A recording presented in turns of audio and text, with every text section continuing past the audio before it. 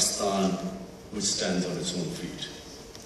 This whole war on terror, going into someone's war, and sadly, for dollars, because we need not have been in this war. We should have helped the US. It faced terrorism.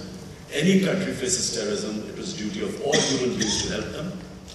But not the way we ended up killing our own people, bombing our villages, turning our own people against ourselves, handing over people without the due process of law, ending up in Guantanamo Bay. Most of them turned out to be innocent. So we created this problem in Pakistan only because we cannot balance our budget. We cannot meet our own expenses. We don't have the revenues, we don't have enough tax collection to stand on our own feet. 20 years ago, we became a frontline state for the US, and we produced the Mujahideen.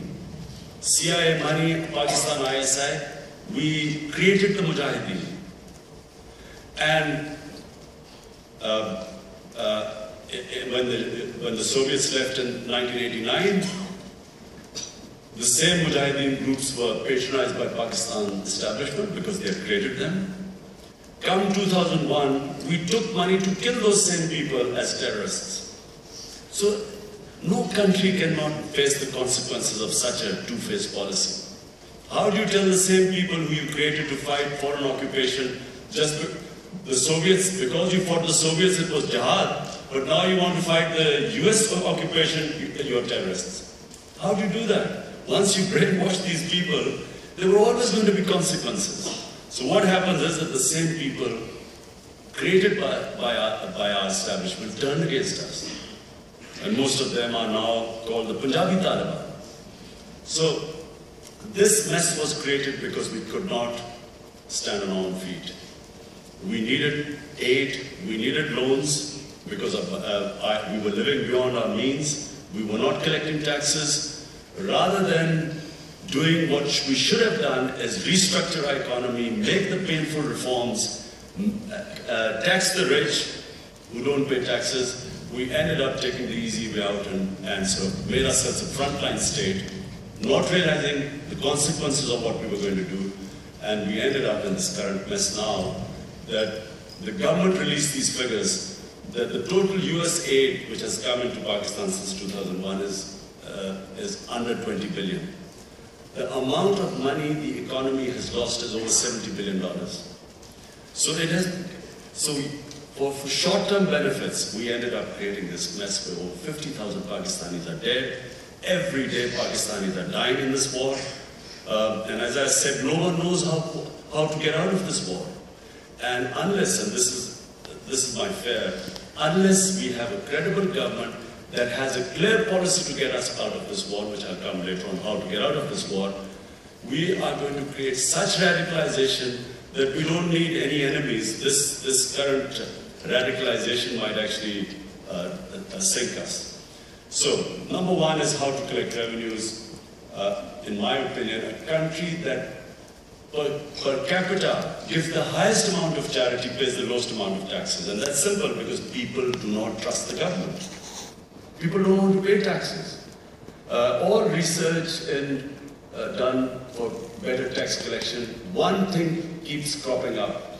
If people don't want to pay taxes, you cannot collect them. So there's a resistance. People don't want to pay taxes because the taxes go to finance the lavish lifestyle of our rulers. Most of the money goes into corruption. Our ruling elite does not pay taxes. 61% of the parliamentarians sitting in the assemblies do not pay any income tax. And remember, to fight an election in Pakistan, you need a lot of money. So these are the richest people sitting in our parliament. Do not pay. 61% don't pay taxes. The two leaders of Pakistan, dollar billionaires, one paid $50 tax 2 years back, and the other one didn't even bother to pay any taxes. So it's not a question of lead by example. It's do what I say, but don't do what I do. So this has to change. For Pakistan's survival, we must collect revenues. And our party has devised a proper policy how to create a tax culture, how to have a massive austerity campaign, close down these lavish, symbolically, these governor houses, colonial symbols anywhere.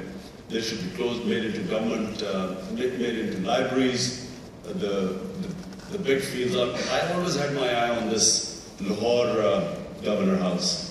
And I'm picturing that the moment Tehreek-e-Insaf comes into power, there'll be bulldozers standing to bulldoze those walls. Because you need to... Because when you look at the colonials, look at the way they spend their own taxpayers' money. Look at 10 Downing Street, and then look at the Lahore or the various governor houses. So these are symbols of colonialism. You need to tell your taxpayer that we respect them, we value their money.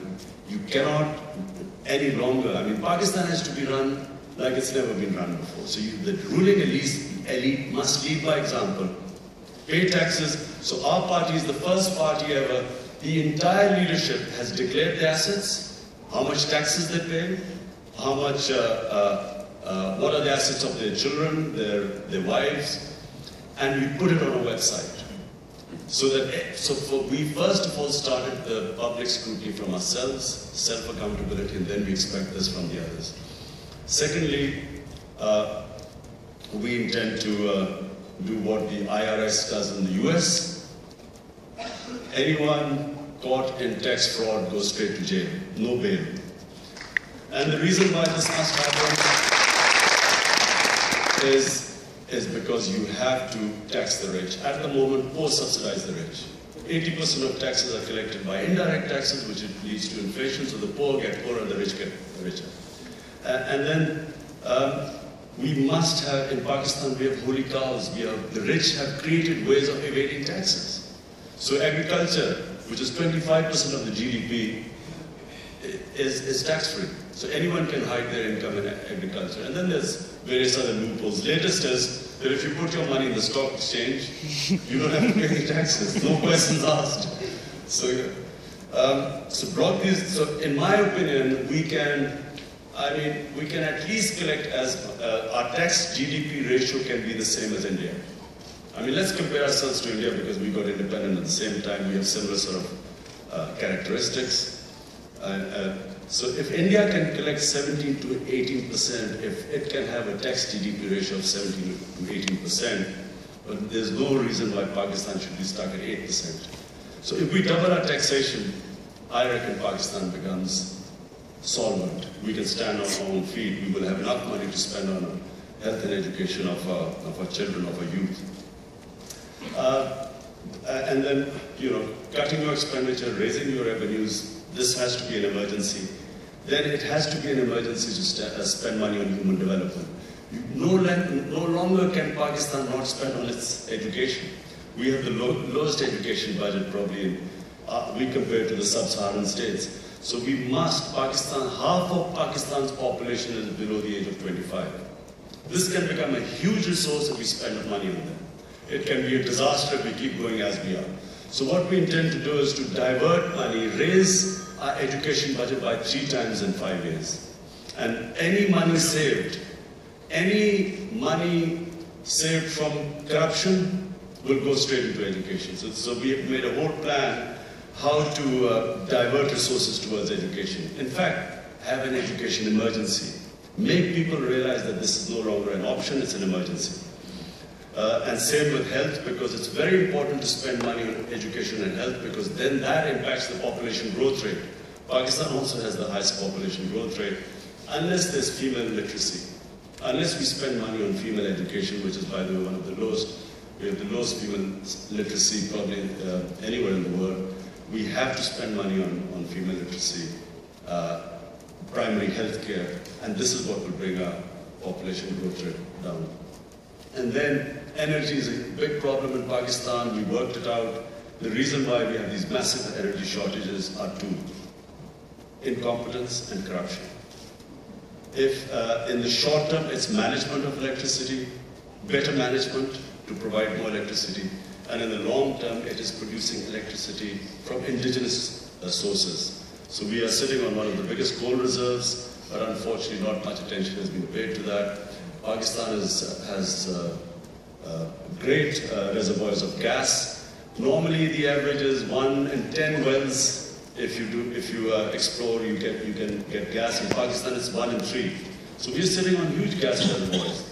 But unfortunately, these have again not been exploited. So it needs the resource has to be indigenous, and then we have about 50,000 megawatts of electricity in hydro. But again, we have not built a series of small dams which we can easily build and give us the cheapest electricity.